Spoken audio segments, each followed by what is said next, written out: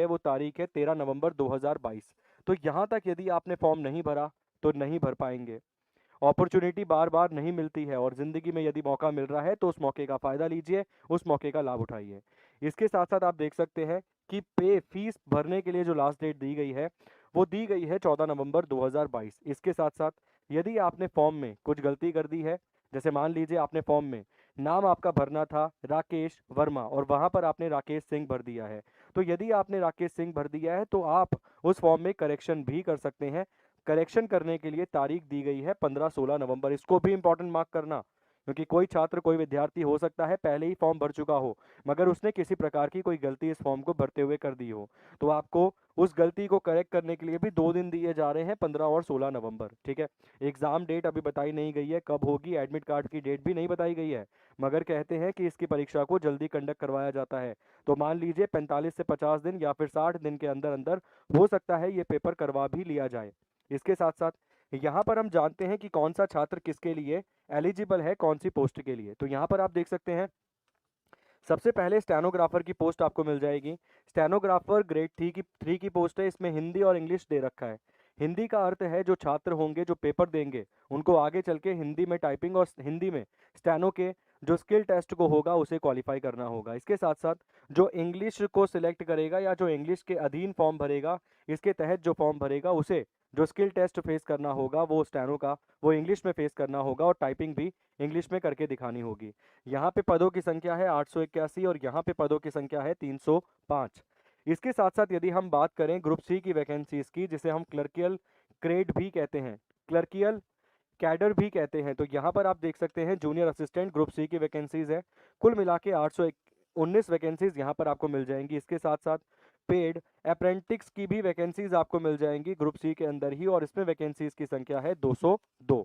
इसके साथ साथ ड्राइवर की वैकेंसीज भी यहाँ पर आपको मिल जाएंगी और ड्राइवर की वैकेंसीज में संख्या है 26।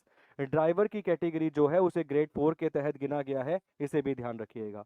सर बुरा मत मानिएगा मगर एक चीज़ आपको बोलना चाहूँगा कि अगर आप एक मजिस्ट्रेट के या फिर अगर आप एक हाई कोर्ट के जज के भी ड्राइवर है ना, तो वो अपने आप में ही बहुत बड़ी बात है। सर आप समझ सकते हैं कि अगर आप कहीं पर अपनी गाड़ी को खड़े हो जाते हैं लेकर और आप दिखाते हैं कि अरे भाई हाई कोर्ट में वो जो जज बैठे हैं उनका ड्राइवर हूँ, अरे भाई ये शर्म की कोई बात नहीं है, बहुत बड़ी बात है। और आप समझ सकते हैं जब आपकी प्रमोशन लगेगी, अगर यहाँ पर आप 1800 ग्रेड पे लग रहे हो ना और आपकी आयु 25 साल है, जब आप रिटायर होगे ना सर 55 साल की उम्र में, तो हो सकता है आप 5400 ग्रेड पर रिटायर होगे, जिसपे सर एक मान लीजिए कि एक जो CHSL का छात्र होगा जो वहाँ रिटायर होगा आप भी वहीं रिटायर होंगे।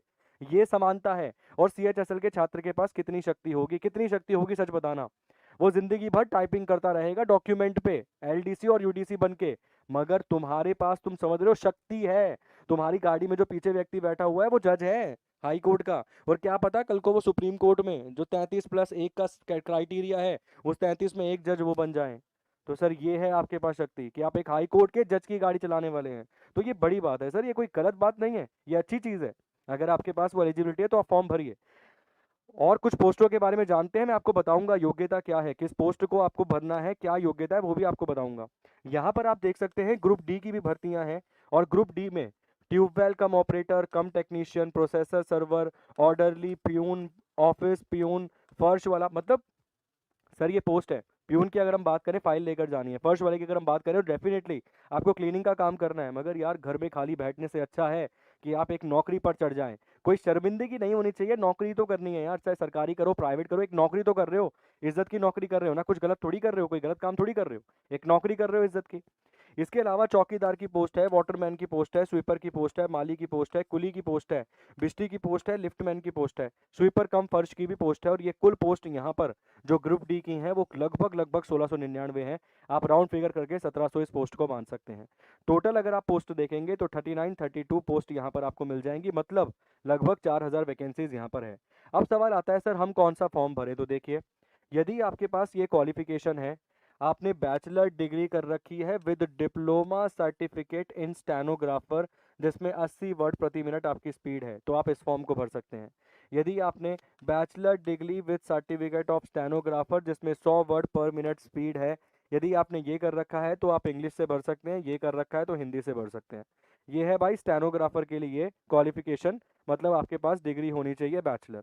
इसके बाद आते हैं क्लर्किकल पोस्ट के ऊपर। यहाँ पर आप देख सकते हैं जूनियर असिस्टेंट की।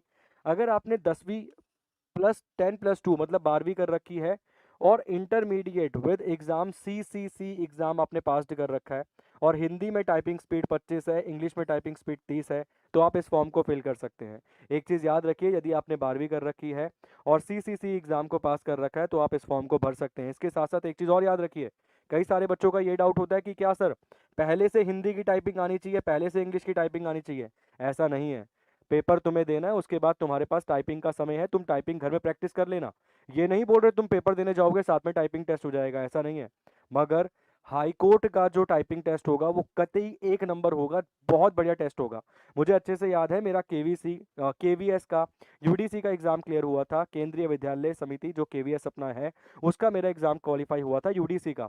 तो मैंने जिनके पास टाइपिंग करी थी वो दिल्ली के हाई कोर्ट में सेक्रेटरी पता नहीं किस पोस्ट पर थी, वो अच्छी खासी पोस्ट पे थी, जज के पास आज भी उनकी ड्यूटी है। तो उन्होंने कई सारे एग्जाम्स क्वालिफाई किए थे और वो टाइपिंग में बहुत ही माहिर थी। उनकी स्पीड मेरे ख्याल से 80 के प्लस थी। ठीक है, तो आप समझ सकते हैं कि कितनी अच्छी कितनी बढ़िया पोस्ट है। इसके साथ साथ अगर हम बात करें पेड अप्रेंटिस की, तो यहाँ पर भी 10+2 और यहाँ पर भी आप देख सकते हैं CCC एग्जाम आपने पास किया होना चाहिए। इसके साथ साथ अगर हम बात करें ड्राइवर की, तो 10वीं पास होना चाहिए और 3 साल आपका पुराना लाइसेंस होना चाहिए। देखिए, जो 12वीं पास है वो ये पोस्ट भर सकते हैं। 12वीं पास वाले छात्र इन पोस्टों को भर दो। अबे इंतजार मत करो भाई, इंतजार का कोई फायदा नहीं है, इन पोस्टों को भर दो 12वीं वाले। इसके बाद आती है सर 10वीं वाले छात्रों के लिए जिनके पास लाइसेंस है। आजकल बच्चे बच्चे के पास लाइसेंस है, खूब स्टंट कर रहा है बच्चा रोड पे। तो लाइसेंस तुम में से सबके पास होगा, अधिकतर सबके पास है।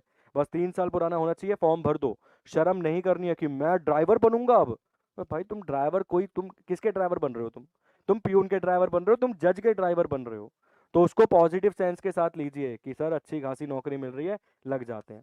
अब आते हैं सर वो छात्र जो 8वीं पास हैं, जो 10वीं ही पास हैं, केवल जो 8वीं पास है, जो 6ठी पास है, उनके लिए भी इस बार नौकरी है। तो देख सकते हैं आप, ट्यूबवेल ऑपरेटर कम टेक्नीशियन, 8वीं कर रखी होनी चाहिए और आपके पास 1 साल का ITI होना चाहिए, तो आप इस फॉर्म को भर सकते हैं। इसके बाद आता है सर प्रोसेसर सर्वर की नौकरी। आपने 10th कर रखी है, आप इस फॉर्म को भर सकते हैं। कुछ नहीं, अरे तुम्हारे पास कोई सर्टिफिकेट नहीं है, मैं बोल रहा हूँ तुम्हारे पास कुछ भी नहीं है, तुम्हारे पास कुछ भी नहीं है। 10वीं तो कर रखी है भाई, 10वीं तो सारे पास हो ना, सबने 10वीं पास कर रखी है, तो भर क्यों नहीं देते हो यार? प्रोसेसर सर्वर वाले काम के लिए केवल 10वीं पास चाहिए, क्लास 10th आपकी होनी चाहिए, आप फॉर्म भर देंगे। इसके बाद आता है सर ऑर्डरली प्यून, प्यून फर्श, इसके लिए 8वीं पास होनी चाहिए विद जूनियर स्कूल एग्जाम पास, मतलब 8वीं क्लास आपने पास कर रखी है, फॉर्म भर सकते हैं। इसके बाद स्वीपर कम फर्श की नौकरी भी भर सकते हैं जिन्होंने 6ठी पास कर रखी है। तो यहाँ पर आपने देखा, ग्रेजुएट वाले के लिए नौकरी है, 12th वाले के लिए नौकरी है, 10th वाले के लिए नौकरी है, 8वीं वाले के लिए नौकरी है, 6ठी वाले के लिए नौकरी है। तो इंतज़ार किसका है? फॉर्म भर दो। ठीक है, अब ये चीज़ तो आपने देख ली कि फॉर्म भरने का तरीका, मैं आपको समझाता हूँ क्या है। बेसिक इन्फॉर्मेशन दूंगा, फॉर्म भरने का तरीका यहाँ पर क्या होगा, किस तरीके से यहाँ पर आप फॉर्म भर सकते हैं। एज लिमिट एक बार देख लो, एज लिमिट क्या है। कम से कम आयु होनी चाहिए 18 साल, अधिकतम दे रखी है उसने 40 साल। ठीक है, इसके बाद जो रिजर्वेशन है वो अलग होता है, मगर कम से कम और अधिकतम दोनों ही आयु यहाँ पर उसने दे रखी हैं। अब ऐसा तो कोई नहीं होगा जो 50 साल का छात्र होगा अपने पास। SC ST OBC वालों को 5 साल का, स्टेट स्पोर्ट्स वालों को 5 साल का, एक्स सर्विसमैन को 3 साल का, फिजिकली हैंडीकैप को 15 साल का, ये आपको एज रिलैक्सेशन भी मिलने वाला है। ठीक है, इसके बाद आता है पेपर का सर। तो पेपर 1, यहाँ